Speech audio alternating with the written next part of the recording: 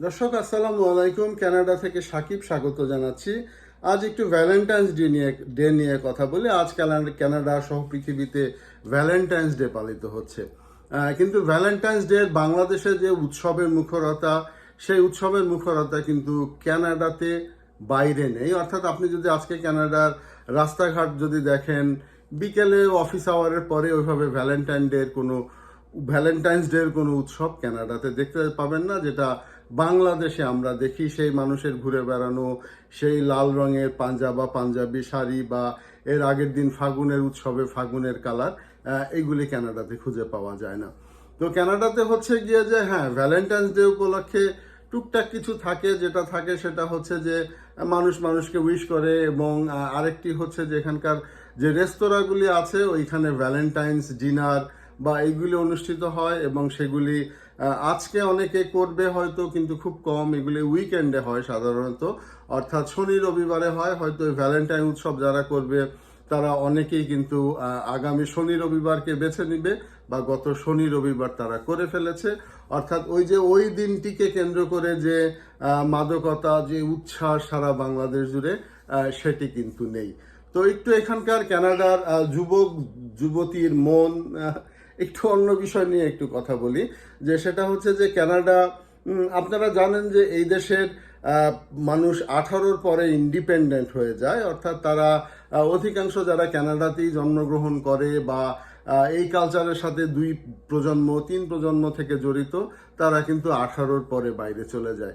তো তাদের মন দেয়া নেয়ার যে বিষয়টা, সেটা অনেকাংশে স্কুলের মধ্যেই হয়ে যায়, কলেজের মধ্যেই হয়ে যায়।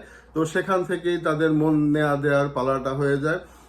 এবং এই 18-র পরে কিন্তু তারা টোটালি ইন্ডিপেন্ডেন্ট হয়ে যায়।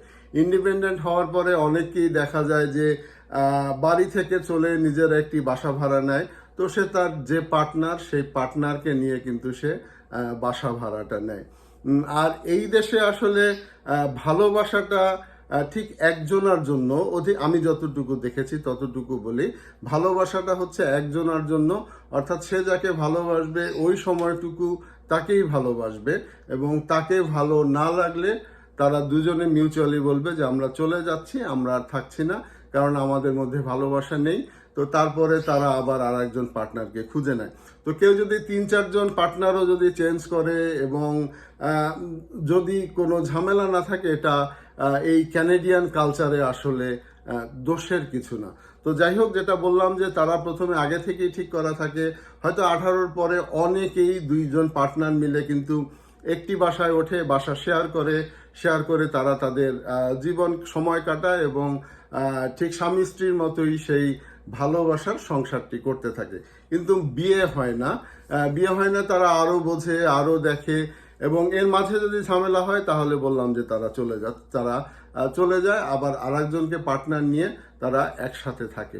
তো এভাবে যদি দীর্ঘ সময় যদি ভালো লাগার আগ পর্যন্ত তারা ফ্রেন্ড বা বয়ফ্রেন্ড হিসাবে থাকে, কিন্তু ভালো লাগা যখন একটি স্থিতি পর্যায়ে আসে, তখন কিন্তু তারা বিয়ে করে। তো এখানে বিয়ের ক্ষেত্রে একটি বড় ঝামেলা হচ্ছে, যে কারণে ক্যানেডিয়ান সোসাইটিতে মানুষ বিয়ে না করে থাকে। তো বিয়ে করার মূল কারণটা হচ্ছে যে সম্পত্তির ভাগ কিন্তু অর্ধেক হয়ে যায়।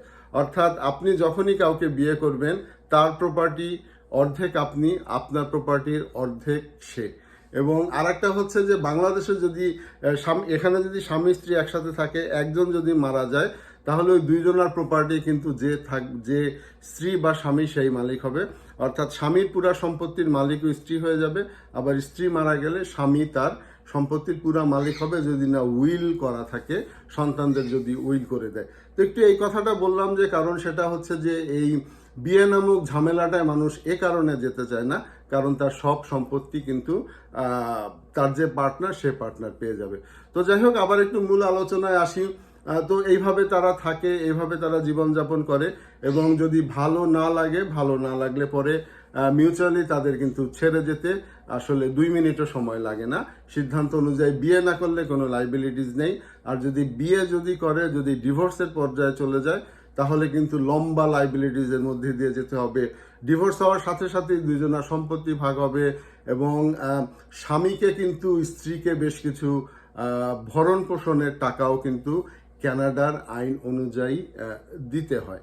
তো এই হচ্ছে একটা সার্বিক পরিস্থিতি। তো যার ফলে এদের জীবনে আসলে ভালোবাসাটা, যতক্ষণ ভালোবাসা থাকে ততক্ষণই তারা সংসার করে, যতক্ষণ ভালোবাসা থাকে না ততক্ষণ তারপরে কিন্তু তারা আর সংসারটা করে না।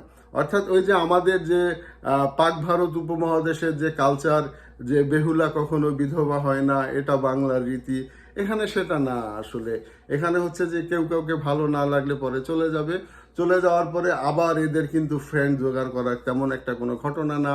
কোনো একটি বারে গেল, কারোর সাথে কথা বললো এবং তারপরে আবার একজন আরেকজনের সাথে মিলে গেল। এইভাবে কিন্তু অনেক পার্টনার চেঞ্জ করেই মানুষ তাদের জীবনটা কাটায়। অর্থাৎ একটা জায়গাকে আঁকড়ে ধরে জীবনটা কাটায় না, 1 নাম্বার। আর 2 নাম্বার হচ্ছে যে যে জিনিসটা এখানে আমি সিগনিফিকেন্টলি দেখেছি, যে সেটা হচ্ছে যে কেউ কারোর সাথে চিটিং করে না। অর্থাৎ চিটিং করে না বলাটা যদি ভুল হয়, যদি ধরা তো পড়বেনই আপনি চিটিং করতে গেলে। চিটিং করে যদি ভালোবাসার ক্ষেত্রে যদি চিটিং করে, এবং তাহলে কিন্তু তারা আসলে সাথে সাথেই আলাদা হয়ে যায়। তো এই একটু আলোচনা করলাম কানাডার ভ্যালেন্টাইন্স ডে নিয়ে। আশা করি ভিডিওটি ভালো লেগেছে। ভবিষ্যতে নতুন কোনো বিষয় নিয়ে দেখা হবে। সে পর্যন্ত ভালো থাকবেন। আসসালামু আলাইকুম।